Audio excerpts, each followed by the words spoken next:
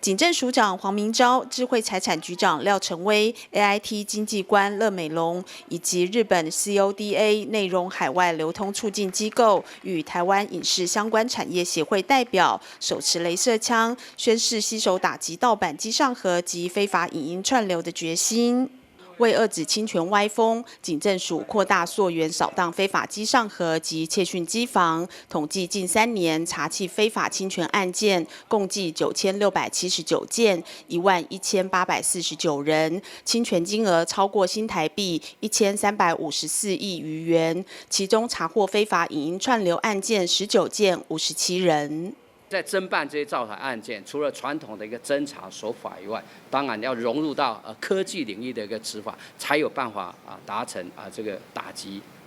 面。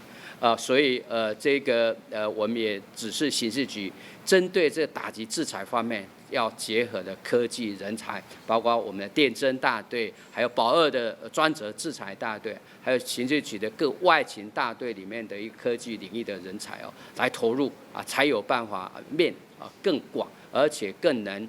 领会到这个资通流犯罪的这个意涵来加以追查。那在警政署推动这项的一个工作，总共在近2年半期间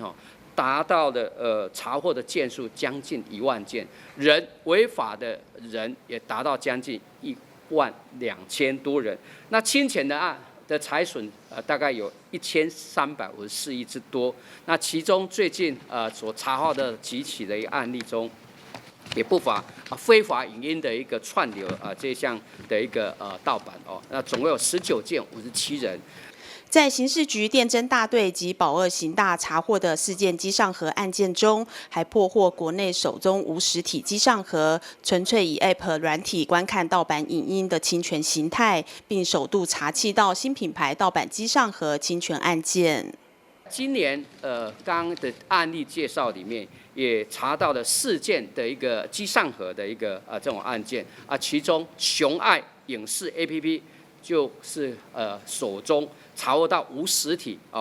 的机上盒，纯粹是以 APP 来软体来观看这个盗版的影音的一个侵权形态。另外也今年也首度来查获到新盗版品牌小银机上盒侵权的案件。其实制裁是一个很专业的一个工作，有可能我会质疑说保二总队原来是一个制裁的一个打击部队，但是我们保二总队未来的规划方向是到刑事局组织编制到刑事局来，那当然更能结合刑事局的科技犯罪的打击面会更广，而且队伍会更强。警政署表示，未来将持续查缉，从源头扫荡非法机上盒及窃讯机房，同时呼吁民众不要使用非法机上盒观看未经合法授权的影视内容，并提醒民众慎防非法机上盒设备及 App 接上国内宽频网路，恐将沦为个人资安漏洞。记者林启慧台北报道。